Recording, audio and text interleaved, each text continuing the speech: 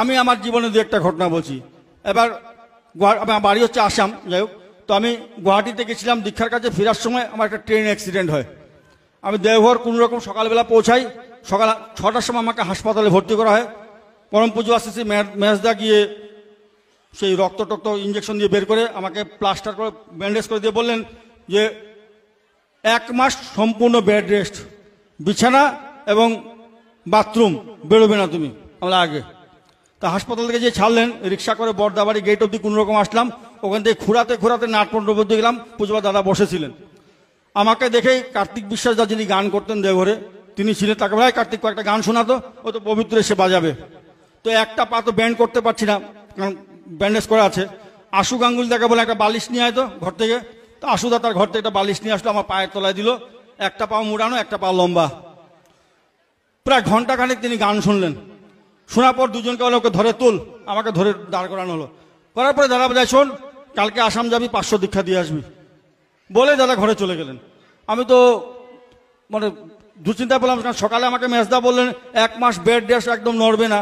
আর দাদা বলছেন কালকেই বেরিয়ে যাবে, গিয়ে 500 দীক্ষা দিয়ে আসবে। তো দাদা উঠে চলে গেলেন। আমি ঘুরাতে মেজদার ঘরে গেলাম। আগে একটা সমস্যায় পড়েছি, বলে কি আগে দাদা তো কালকেই যেতে বলছেন দীক্ষা দিতে, আর আপনি সকালে বলেন 1 মাস বেড রেস্ট নিতে হবে। উনি কিছুক্ষণ কয়েক সেকেন্ড ভেবে বলেন বড়দাদা বলছেন যখন যাও। তা আমি পরের দিন দেওঘর থেকে রামপুরহাট থেকে গুয়াহাটি, মানে পায়ের যন্ত্রণায় থাকতে পারছি না। মানে দেওঘর থেকে রামপুরহাট প্রায় 3 ঘন্টা বাসের জার্নি, সেখান থেকে ট্রেন, মানে চোখে জল চলে আসে, এত ব্যথা। যাই গুয়াহাটি পৌঁছালাম, দীক্ষার কাজ শুরু হলো। যত দীক্ষা এগোচ্ছে আমি পায়ের ব্যথাটা বুঝতে পারছি যে কমে যাচ্ছে। এই করতে 500 দীক্ষা কমপ্লিট হলো, পায়ের ব্যথা আমার খেয়ালই ছিল না। দেওঘর ফিরলাম, নাটমণ্ডপকে দাদাকে প্রণাম করতে আমাকে জিজ্ঞাসা করছে, এই কত দীক্ষা হলো রে? লাগে পায়ের ব্যথা কেমন? আমি ভুলেই গেছিলাম আমার পায়ে কিছু হয়েছে। এই একটা ঘটনা। আর একটা ঘটনা আমি বলছি। আমি তখন গুয়াহাটি মন্দির থেকে পড়াশোনা করি, 93 ঘটনা। এক পরিচিত লোক এসে আমাকে বললো, ভাই শিশু বর্দা পুরীতে আছেন, তুমি আমার সাথে যেতে হবে। জোর করে এক প্রকার আমাকে নিয়ে গেলেন। পথে তিনি আমাকে বললেন, ভাই আমি ষষ্ঠী ব্রত ভঙ্গ করেছি, একটু পুজো দাদাকে নিবেদন করতে হবে। না ঠিক আছে। তো পুরী পৌঁছার পর যখন দাদাকে নিবেদন করলাম, দাদা আমাকে বললেন ওকে ভালো করে বুঝিয়ে দিবি, কারণ ও বাংলা বুঝে না, ওকে ভালো করে বাংলায় বুঝিয়ে দিবি। এখান থেকে যখন ফিরবে বাড়ি গিয়ে 4 দিনের ব্রত করবে, সোজা বাড়ি যাবে, গিয়ে 4 দিনের ব্রত করবে। আগে কিন্তু ঘটনাটা হচ্ছে, একটা নিবেদন করলাম, তিনি একবার বললেন তা নয়, 4 দিন পুরীতে ছিলাম। 4 দিন দাদার সাথে যখনই দেখা হচ্ছে, দাদা আমাকে ওই কথাটা রিপিট করলেন যে ওকে ভালো করে বুঝিয়ে বলবি। তো পুরী থেকে যখন গুয়াহাটি রওনা দিই, সারা রাস্তায় ওকে যাজন করলাম। গুয়াহাটি পৌঁছালাম সকাল 10টায়, রাত্রে 8টার সময় ওনার গাড়ি। কিন্তু গুয়াহাটিতে ওনার এক দিদি থাকেন, আমাকে বললেন রাত্রে 8টা মানে অনেক সময় আছে, একটু দিদির বাড়িতে যাই, দিদির সাথে দেখা করে চলে যাবো। বললাম ঠিক আছে। তো উনি বেরিয়ে গেলেন, আমিও মন্দিরে ঢুকে গেলাম। মন্দির থেকে কলেজে পড়াশোনা করতাম তখন। 15-20 দিন পর খবর পেলাম ওই ভদ্রলোক মারা গেছেন। আমি খুব অবাক হলাম, কি ঘটলো এর মধ্যে। খোঁজ নিয়ে জানলাম ওই যে দিদির বাড়িতে গেছিলেন দিদিকে দেখা করতে, দিদি এতদিন পর ভাইকে পেয়ে বলছে এতদিন পরে আসি, একটা রাত থেকে যা। আর ভাইয়ের মাথার থেকে বেরিয়ে গেল, তাকে দাদা কি নির্দেশ করেছিলেন যে সোজা বাড়ি যাবি। ওই দিদির বাড়িতে তিনি এক রাত থাকলেন। পরের দিন গুয়াহাটি থেকে উনি ডিব্রুগড়, প্রায় 490 কিলোমিটার, ডিব্রুগড় পৌঁছে সন্ধ্যার সময় পৌঁছে পরের দিন থেকে 4 দিনে ব্রত করবেন। এই চাল ডাল ঘি কেনার জন্য স্কুটার নিয়ে বেরোতে গিয়েই ওই কালভার্টে ব্যালেন্স হারিয়ে পড়ে যান, মাথায় চোট লাগে, ওখানে স্পট ডেড হন। এই একটা ঘটনা। ঠাকুর থাকাকালীন দেওঘরে একটা ঘটনা আমার মনে আছে, শুনেছি আমি পুজো দাদা আমাকে অনেকবার। একজনকে ঠাকুর ডেকে পাঠালেন দুপুরবেলা। তো দুপুরে তার তখন চান খাওয়ার সময়, তো একজনকে বলছে ঠাকুর আপনাকে ডাকছেন। বলে দাঁড়াও, হয়ে আমি এখন চান করতে ঢুকছি, চানটা হয়ে যাক। তো চান করে বেরিয়ে তিনি খেতে বসবেন, আবার এসে একজন বলছে ঠাকুর আপনাকে ডাকছেন। তো উনি একটু বিরক্ত হচ্ছেন, বলে খেয়ে দিয়ে যাচ্ছি, এত চিন্তা করছো কেন? তো তিনি খেলেন। 3rd টাইম একজন এসে ডাকলেন যে ঠাকুর আপনাকে ডাকছেন। বলে এই ভর দুপুরে একটু বিশ্রাম করে তারপরে যাচ্ছি বলে উনি বিছানায় একটু লম্বা হয়ে শুয়েছেন। হঠাৎ একটা বিষধর সাপ এসে ছোবল দিল, ওখানেই মারা গেলেন। এটা দেওঘরের ঘটনা। তো ঠাকুর তো তাকে 3 বার ডেকেছিলেন। তাহলে তারা রক্ষা করার জন্য সবসময় উদ্গ্রীব। আমাকে সেটা বুঝতে হবে যে তার কথা শুনলে কি হয় আর না শুনলে কি, তাও আমি বললাম। আর এখন যেটা আচার্যদেবের নির্দেশ, এই যে দীক্ষাপত্র কাজ, তিনি কি বলছেন বারবার, যে বাড়ির প্রত্যেকটা লোক তার মতন করে যেন এই কাজে সহযোগিতা করে। তিনি একটা গল্প প্রায় বলেন যে রত্নাকর দস্যু যখন ডাকাতি করতে যায়, তখন ইন্দ্র ছদ্মবেশে ছিলেন। তো বলছে তুমি কার জন্য করো? বলে পরিবারের জন্য। বলে এই পাপের ভাগ সবাই নেবে পরিবারের? বলে হ্যাঁ নেবে। জিজ্ঞাসা করে আসো। দেখা গেলো পরিবারের কেউ দায়িত্ব নিল না। বলে তোমার সংসার তুমি বুঝো। তো দাদা বলছেন যদি পাপের ভাগ পরিবারে কেউ না নেয় তো পুণ্যের ভাগ বা পরিবারে সবাই পাবে কেন? তাহলে পরিবারের একজন ইষ্টকর্ম করছে তা না, প্রত্যেকে তার তার মতন করে করবে। এই যে তার বাস্তব নির্দেশ, এই করার মধ্যে দিয়ে কিন্তু আমাদের সুখ শান্তি যা কিছু আমরা আশা করি বা যা কিছু ভাবি সবটাই কিন্তু সম্ভব হয়ে উঠে। আমি শেষ কয়েকটা কথা বলছি। এই কর্মক্ষেত্রে এই কাজের ক্ষেত্রে করতে গেলে কি হয়, যখন আমরা ঠাকুরের কাজ করি সহকর্মী অনেক সময় একসাথে অনেকে থাকি, অনেক সময় দেখা যায় ছোট ছোট জিনিস নিয়ে নিজেদের মধ্যে সমস্যা হয়। আমি এমনও শুনি যে এই দাদাকে এই দায়িত্ব দেওয়া হলো কেন, এই দায়িত্ব নিয়েও অনেকে প্রশ্ন করে। এই সম্বন্ধে একটা ঘটনা বলছি।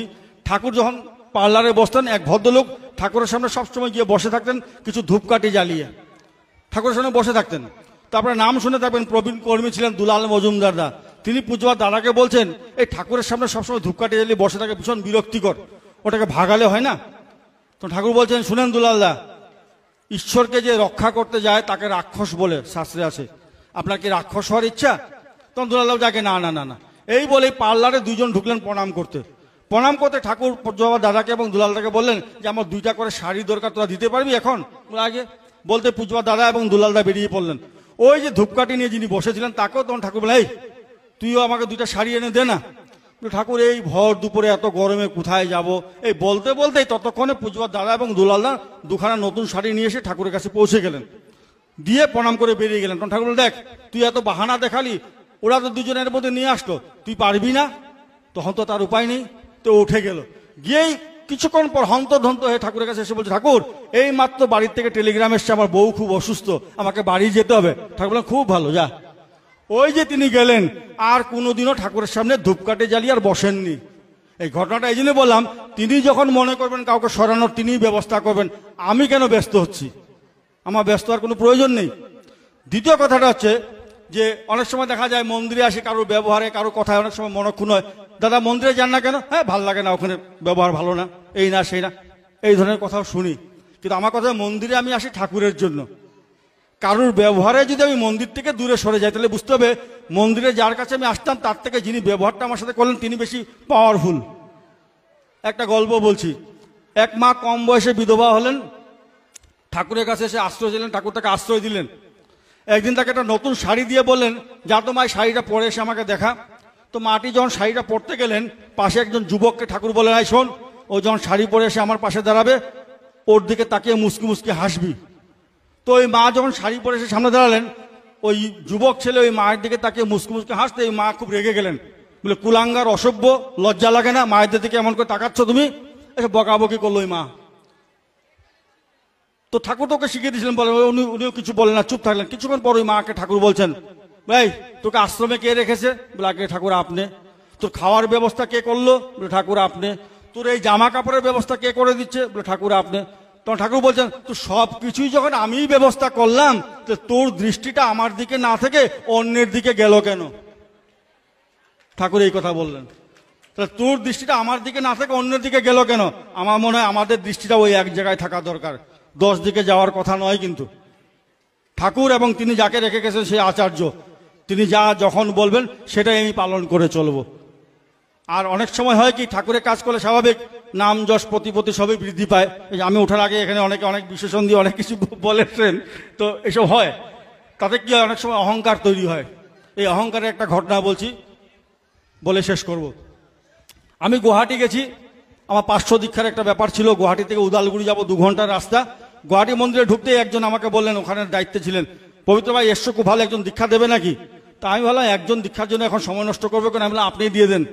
বলে আমি দিলাম না। আমি খাওয়া দাওয়া করে আমার গন্তব্যে চলে গেলাম। 498 দীক্ষা যেদিন হলো আমি গুয়াহাটি ফিরে আসি সকাল 7:30 8টায়, এবং পরদিন দুপুরবেলা আমার ট্রেন। গুয়াহাটি মন্দিরে 8 জন 10 জন দীক্ষার ডেইলি এমনি হয়। তো আমি ওখানে এসে বললাম ভাই আমার আর 2 জন দীক্ষা হলে 500 হয়ে যাবে। তো বাবুন্দা আমাকে বললেন তোমার হয়ে যাবে, চিন্তা করো না। বলতে বলতে একজনের দীক্ষা হলো 499, আর একজন বাকি। সে সকাল 9টার থেকে পুরো দিন পার হয়ে গেল, হলো না দীক্ষা। পরের দিন 12:30টায় ট্রেন, 11টা বেজে গেল, দীক্ষার কোনো খবর নাই। আমার মনের মধ্যে তখন ধুরপাক চলছে যে আমি দেওঘর যাব, দাদার কাছে প্রণাম করতে যখন জিজ্ঞাসা করবেন আমি কি করে বলবো যে 499? মানে একটার জন্য হলো না 500। মনের মধ্যে একটা অপরাধ বোধ জেগে উঠলো, সোজা মন্দিরের সামনে গিয়ে কলাপসেবল গেট বাড়ি থেকে ঠাকুরকে প্রণাম করে ক্ষমা চাইলাম যে ঠাকুর আমি অন্যায় করছি, তুমি আমাকে ক্ষমা করো। এই ক্ষমা প্রার্থনা করে প্রণাম করে উঠবো, এমন সময় এক কর্মী দাদা বলেন, আরে পবিত্র ভাই একজন দীক্ষা নেবে, দেবে নাকি? হ্যাঁ এখনই দেবো। ওই একটা দীক্ষা দিয়ে তাড়াতাড়ি স্টেশন পৌঁছালাম, ট্রেন ধরে পরদিন দেওঘর পৌঁছাই। সন্ধ্যার সময় নাটমণ্ডপে দাদাকে প্রণাম করতে বলে, এই কত দীক্ষা হয়েছে? আর আগে 500। বলে কাটায় কাটায়? বলে আগে। একটাও কম না একটাও বেশি না? লাগে না। তিনি তখন বললেন, শোন, তার দয়া ছাড়া একটা দীক্ষাও হয় না। যারা নাটমণ্ডপে উপস্থিত ছিলেন তারা তাদের মতন বুঝেছেন। আমি জানি দাদা এই কথাটা আমাকে কেন বললেন, যে ঠাকুর আমাকে হাড়ে হাড়ে বুঝিয়ে দিলেন যে তোমার নিজস্ব কোনো ক্ষমতাই নেই। একের উপর যত শূন্য বসাবো ততই তার গুরুত্ব বাড়ে, 10, 100, 1000। ওই এক সরে গেলে কিন্তু সবটাই জিরো।